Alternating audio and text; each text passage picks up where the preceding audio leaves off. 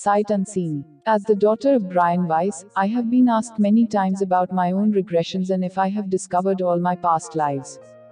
The truth is, although I have been to hundreds of my father's workshops, I rarely have any experiences. Perhaps it's because, to me, that's just dad up there. Or perhaps it's because I have memories of being 6 or 7 years old, sitting at my brother's baseball games while my father attempted to hypnotize me into clucking like a chicken. In any case, I've come to expect that when participating in one of his group regressions, I will not relive a past life but will probably have a most relaxing nap. Several years ago, I was working at a hospital in Philadelphia that was devoted to the holistic treatment of breast cancer patients. Many of the staff, some of whom were Reiki practitioners, had come to work at the hospital because of its dedication to complementary medicine. Needless to say, if they were not already familiar with my father's work, they were certainly the type of people to be open to it. So on a visit to see my brother and me, my father was kind enough to hold an intimate in-service at the hospital for all its employees. The one workshop where I would be least likely to have any kind of regression experience would be one in a professional setting where I was quite conscious of being surrounded by my coworkers and particularly my bosses. So, of course, that's where it happened. Before I go any further, let me back up and give you a little medical history. When I was 25 years old, I went in for a routine eye exam because I wanted a new pair of glasses and my prescription tends to need tweaking every few years. I was mystified when the technician told me that I had a cataract. I'd always associated those with people who were, I'll try to be tactful here, well over the age of 25. She recommended that I have it looked into immediately. I can remember sitting in the parking lot afterward, calling my parents on my cell phone and saying, I have cataracts. I saw several ophthalmologists, had numerous tests done, and even had state-of-the-art photographs taken of my eyes. All were in agreement, I had cataracts, a few actually, and they were congenital, meaning that I had been born with them. That was puzzling to me. For a completely different concern, I had had extensive testing of my eyes done as a child, and no cataracts had been found then. Surely if I had been born with them, they would have been discovered at that time or at least at some point prior. In any event, over the next few years it seemed that every time I would have my eyes examined, more and more cataracts as well as a variety of other eye issues would pop up. I was told that some of the more severe ones could even result in the permanent loss of my sight. No one was really sure why I had these conditions, and they would gently tease me about being their youngest patient. By that point, I had become a little anxious. What was going to happen to my eyes? Why was it happening so quickly? And why did I seem to suddenly have the eyes of an old man? When my father was conducting the group regression at the hospital that day, he asked the attendees to think about a particular physical illness or symptom and to go back to a past life that would explain it. We had recently been discussing my situation, so I caught his eye and he smiled. That instruction, while certainly relevant for most everyone in the room, had been intended for me. Still, I hardly expected to go back to a past life or see more than a glimpse of one, as I had never done so before despite many years of trying. Much to my surprise, I immediately saw myself as an old man living in the Middle Ages, perhaps in the 14th or 15th century. I knew that I was in the forests of Germany or France. It was difficult to tell, not because I couldn't see it clearly, but because I lived so deep within the woodlands that man-made boundaries were irrelevant. My name was Althramis, or Althramis, although I've never been able to verify that a name like that existed. I was around 50 or 60 years old, with a long, worn face and white hair. The small, stone hut in which I lived was circular, with a thatched roof. There was only one room, and it was exceptionally simple yet cozy. In my present life, I've always felt at home in little cottages or rooms that others might find confining. I could see myself venturing out into the woods every day, collecting stones and leaves and herbs and then examining them or placing them around my house. The neighboring townspeople called me a wizard, although I was far from intelligent and hardly in possession of any special powers. In truth, I was developmentally disabled. They simply saw me spending so much time with natural objects and assumed that I must have been using them for magic. They didn't understand, I could not have cared less about people, much less influencing their behavior. I was no more a wizard than a little boy out in the dirt, picking up worms. A more accurate term would have been naturalist. I never went into the town. I lived alone and rarely communicated with other people. My home was the forest, and I was content there. I was a simple man, and nothing pleased me more than being by myself, puttering around in the woods and in my house. This made me smile during the regression, for I recognized that some of these characteristics, although not to such an extreme, had carried over into my present lifetime. But the townspeople, believing that I was up to no good, formed a mob and came storming with their torches into the forest, burning down everything inside and around my house, not just my possessions, although they consisted of little more than my collections of rocks and jars with oddities inside them, but all the forest around me, those beautiful trees, those friends of mine.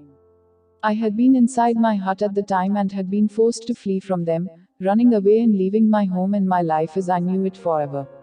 However, before I escaped, the fire had permanently blinded me. I could see the man standing before me and pulling down his lower lids to show me his eyes, which had been covered over in a milky white film. "Oh Althrimus," I said inside my mind, overcome with compassion for this man who was so deeply sad and grieving. He was I, of course, but I was seeing him from the 21st century perspective of our soul. The man that I was then was consumed by his psychological pain. He could not understand why other people would purposely cause him such devastation, he who never had contact with them and wanted nothing more than to be left alone. He literally would not hurt a fly, I know this, for he spent his days seeking them out and befriending them. Perhaps he couldn't wrap his mind around it because of his intellectual disabilities, or perhaps because it's simply impossible for a mind to wrap around senseless brutality. As stupid as I may have been then, the villagers were the ones who acted out of ignorance.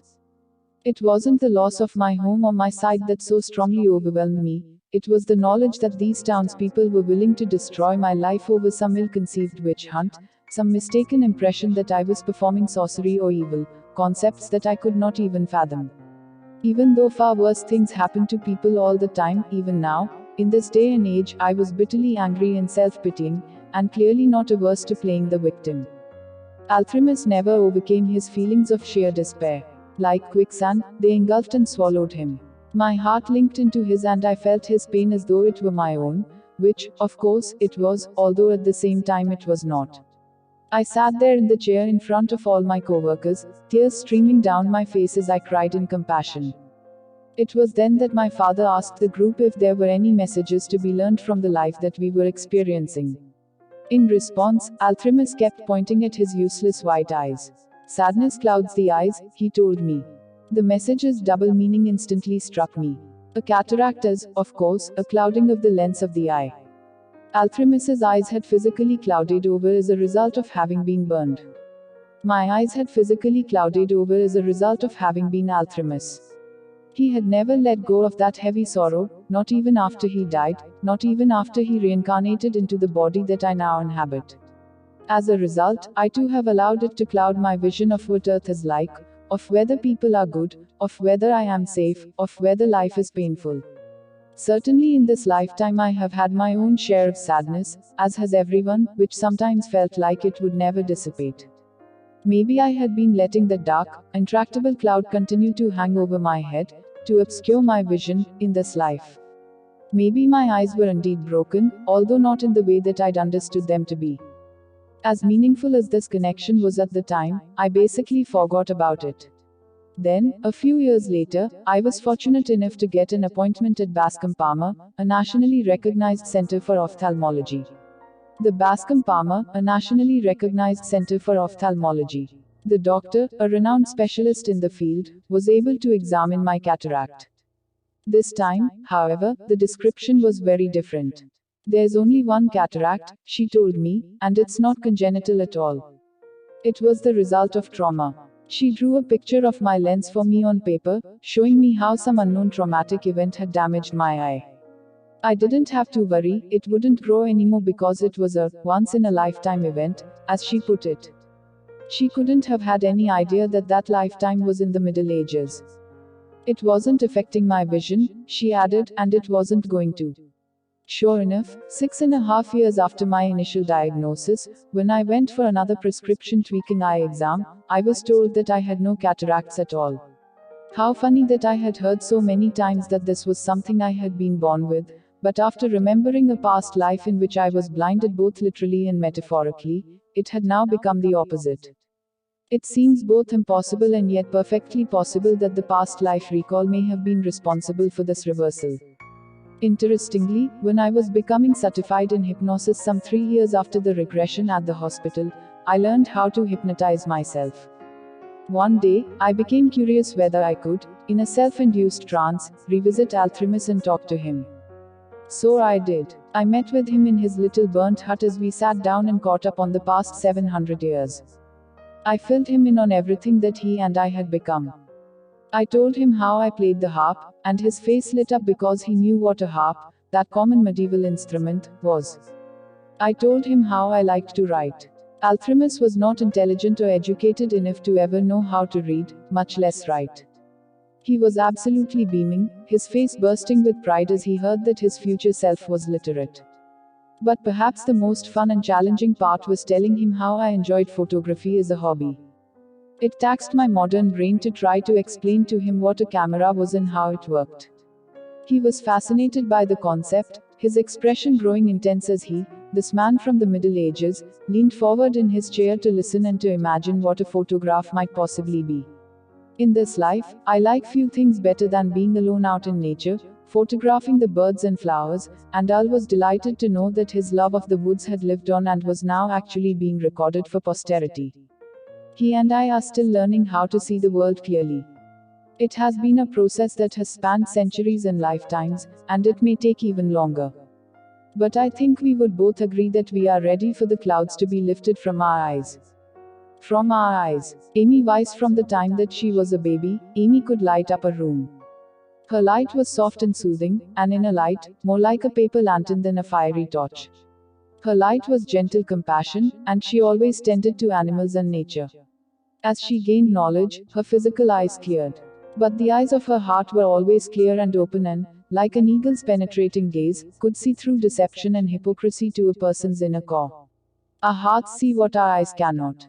Nearly 800 years ago, the Zen monk Dogen Zenji wrote, "Approach all things and all beings with a face of kindness." His words were wise and true then, and they remain so now. From the beginning of human history, kindness has been recognized as a supreme virtue. When our hearts open and overflow with benevolence, love, and compassion, mankind reaches its highest potential. Althrimus, a simple man, was able to feel and express kindness to everything in his environment, to animals and to all of nature. He was not distracted by education and intellect. Like a child, he was able to maintain his native innocence until the violent mob robbed him of his joy as well as his sight. To rob people of their happiness and joy is a terrible act. To nurture people and to help them achieve peace, happiness, and the fulfillment of their dreams is a divine one. Amy is the spiritual essence, or soul, connecting her lifetimes. She is not a particular body or mind, rather, she is the continuing and eternal essence. She is immortal, as are we all. And so Althrimus, at the end of his lifetime, never really died. Only his body died, but he lived on, reincarnating as Amy later in the 20th century. To recognize ourselves as the soul, not the body, changes how we perceive our deaths as well as the deaths of our loved ones, because we are always being reconnected, in spirit and on earth. The next chapter depicts our immortality very clearly and shows how the awareness of it. Soulmate, this is a part of Zindagi Ki Roshni consultancy.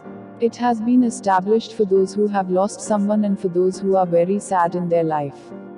About 100 PDF books and 20 short audio books of this topic will be sent to those who join it.